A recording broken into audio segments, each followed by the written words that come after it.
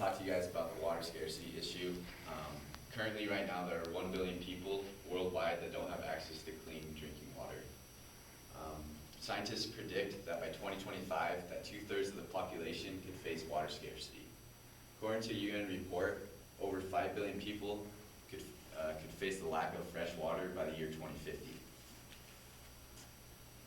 If we don't start conserving water, thinking of more efficient methods of irrigation, and continue to pollute the freshwater sources that we have, we could be facing a global water crisis within the next 30 years. Water is the most valuable natural resource we have.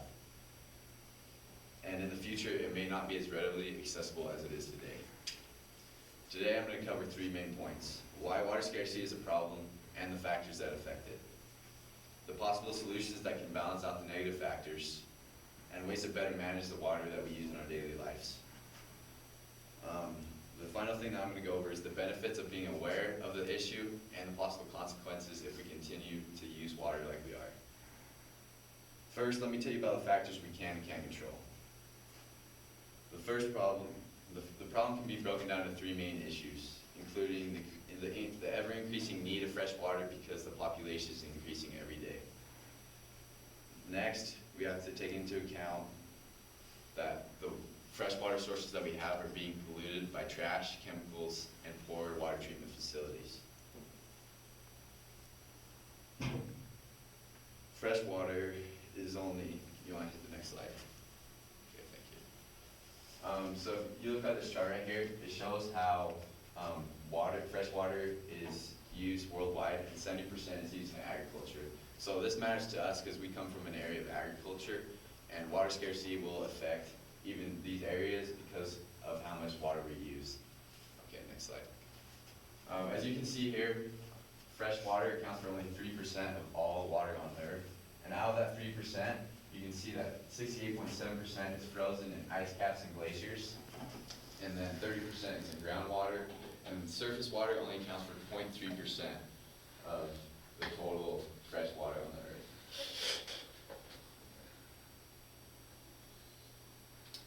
The U.S. Census Bureau has a study that says that the population is increasing by 200,000 people every day. So imagine the fresh water that we have, and then adding that many more people per day, it just makes a big problem because there's that many more people that need fresh water every day. The major issue, pollution is also a major issue because we have this limited freshwater source, and then it's being polluted by these industries. And according to an article on The Guardian, 80% of industrial wastewater is released back into rivers and oceans without being treated. One factor that we can't control, though, is how we use the water, the fresh water in our own lives. The Bureau of Reclamation has a study that estimates the average U.S. household uses around 250 gallons of fresh water every day. Like every problem, though, there are solutions to help remedying them, and this includes better water management, decreasing the amount of pollution, and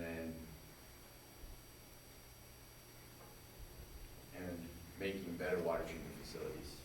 The first step, though, is to educate people about the problem, because I don't think many people realize the problem.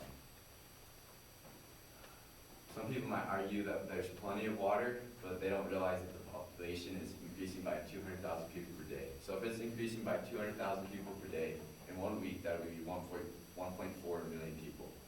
And now think about the water you use in your daily life. So for showering, for cleaning clothes, for drinking water, it may not seem like that much, but spread that across to 7 billion people, and that's an insane amount of water. Water management is the easiest way for us to help make a difference, and it's not that hard. Taking a 4-minute shower versus an 8-minute shower would save 20 gallons of water. And if you want to go to the next slide. So if you guys look at this chart right here, it shows how much water we use per day according to the U.S. Census Bureau. And this is for a U.S. household. I want you guys to just look at this and think of how you guys could use these amenities, maybe less, like taking a shorter shower, shutting the faucet off in between brushing your teeth, washing clothes maybe only when they're dirty, not after you've worn them if they're not dirty. This is a important because everyone needs to know about the potential crisis and how we can help to avoid it before we have to face the consequences of inaction.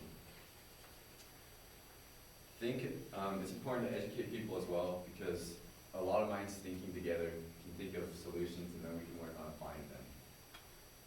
And that will help cushion the effects of the crisis. If we don't, one day we'll face the consequences of using water without having a sustainable water supply.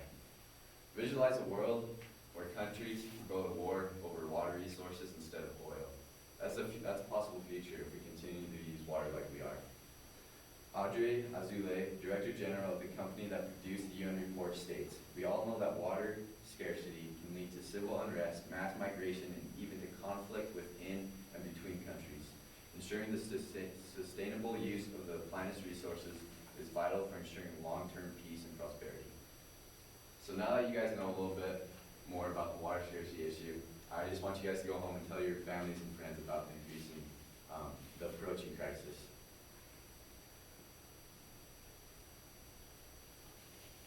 And just tell them that there are simple ways to help manage the water we use every day, such as taking shorter showers, shutting the faucet off while you're brushing your teeth, and just thinking of other ways you can limit the water use in your own life. To close, water scarcity is an issue because of the increasing population, the pollution of our freshwater resources, and the unsustainable rate we are using that. It takes a lot of people making a small change to make a difference in the world, and I want you guys just to all make a small change so that we can lessen the severity of